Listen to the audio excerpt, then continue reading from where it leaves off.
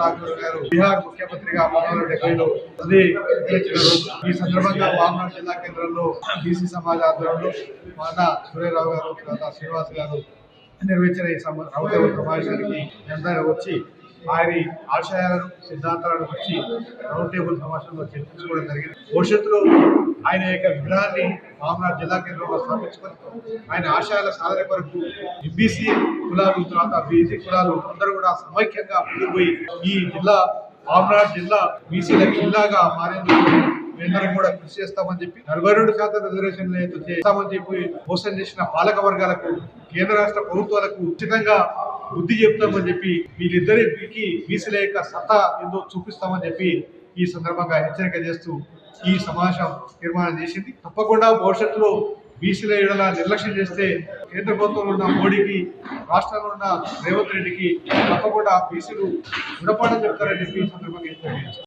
రోజు Mahabubnagar press club లో BC Samaj ఆధ్వర్యంలో జాతీయ ఎంబీసీ ఆత్మగౌరవ దినోత్సవం జరుపుకోవడం జరిగింది. ప్రధాన ఉద్దేశం ఏంటంటే కర్పూరి ఠాకూర్ న్యాయప్రేమణ ముద్దుబిడ్డైనటువంటి ఇతను బీహార్ ముఖ్యమంత్రిగా ఈసారిగా ప్రమాణ స్వీకారం చేసిన రోజును ప్రామాణికంగా తీసుకుని ఈరోజు దేశవ్యాప్తంగా ఇటువంటి ఆత్మగౌరవ దినం జరుపుకోవాలని బీసీ సమాజ్ భావించింది. అట్లా భాగంగా ఈరోజు చాలా మంది కుల సంఘ పెద్దలు, ప్రజా సంఘాల పెద్దల ఆధ్వర్యంలో కార్యక్రమం జరిగింది. ప్రధానంగా అసలు ఎంబీసీ కాన్సెప్ట్ రోజు ఆత్మగౌరవ దినంగా జరుపుకునేటంత వ్యక్తి మన కర్పూరి ఠాకూర్ గారు. ఎందుకంటే ఆయన 2 సార్లు బీహార్ ముఖ్యమంత్రిగా పనిచేయడం జరిగింది. అణగారిన వర్గాల పక్షాన కోరినటువంటిది చాలా స్వతంత్ర ఉద్యమంలో చాలా మటుకు పోరాడి జైలు జీవితం గడిపినటువంటి గొప్ప మహానుభావుడు కర్పూరి ఠాకూర్. ఎందుకంటే నామినేషన్, ఎమ్మెల్యేగా నామినేషన్ చేసే సమయంలో కూడా డబ్బులు లేకుంటే అందరూ పక్కన వాళ్ళు కానీ చందాలు వేసుకుని అతను నామినేషన్ పత్రాన్ని నింపి ఎమ్మెల్యేగా పూర్తి చేసిన సందర్భం.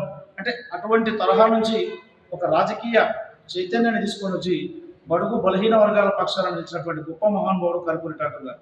ఆ రోజు నామినేషన్ వేసే సందర్భంలో వాళ్ళ నాన్నగారు వాళ్ళ కులవృత్తి అయినటువంటి మంగళి షాపులో ఉండి ఆ రోజు పనిచేస్తున్న సందర్భం. అంటే అంత బీద పరిస్థితి నుంచి ఈరోజు బీహార్ అంటే అక్కడ బీహార్ అంటేనే మన కరడుగట్టిన ఫ్యాక్షన్ టైప్ కనిపిస్తుంది. అటువంటి బీహార్ రాష్ట్రానికి 2 సార్లు ముఖ్యమంత్రిగా పనిచేసిన గొప్ప మహానుభావుడు.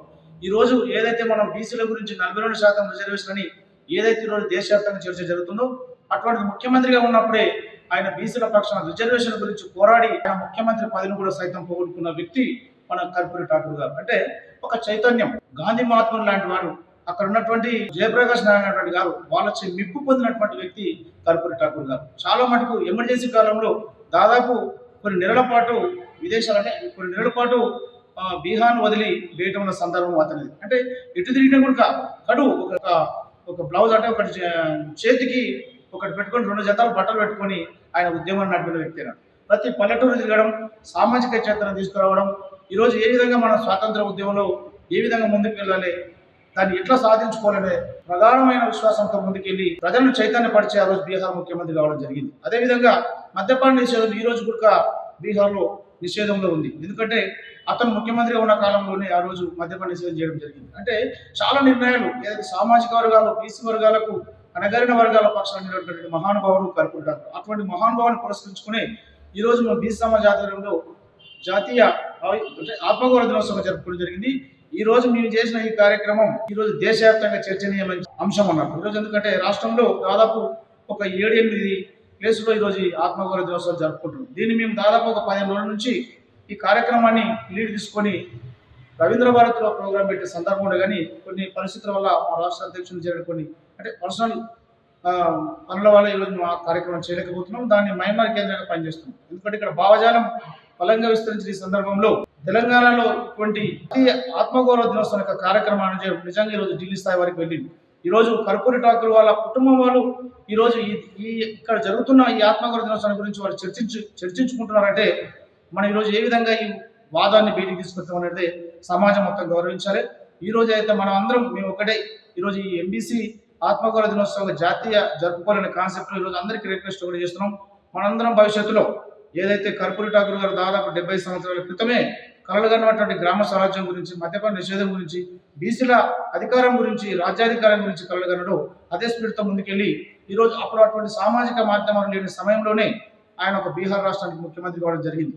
ఈరోజు మనకు సామాజిక మాధ్యమాలు, ప్రింట్ మీడియా, ఎలక్ట్రానిక్ మీడియాలో అత్యధికంగా ఈరోజు మన ప్రచారాన్ని వీటికి సందేశం పంపించే ఈ సందర్భంలో ఖచ్చితంగా భవిష్యత్తు బీసీల రాజ్యాధికారం గురించి మనందరం ఆయన స్పిరిట్తో ముందుకెళ్దాం. రేపు భవిష్యత్తులో తెలంగాణలో ఒక బీసీ బిడ్డను ముఖ్యమంత్రిగా అయ్యేంత వరకు మనం అందరం పోరాటం చేద్దాం, రాజ్యాధికారం సాధించుకుంటాం. రాజ్యాధికారం వస్తే ఏ విధంగా మనకు ఫలాలు అంతాయో చూపించినటువంటి గొప్ప మహానుభావుడు కర్పూరి ఠాకూర్ ఆయన బాటలో పడించి రేపు భవిష్యత్తులో తెలంగాణ రాష్ట్రంలో ఒక బీసీని ముఖ్యమంత్రి చేసుకోవాలని ఈ సందర్భంగా తెలియజేస్తున్నాం.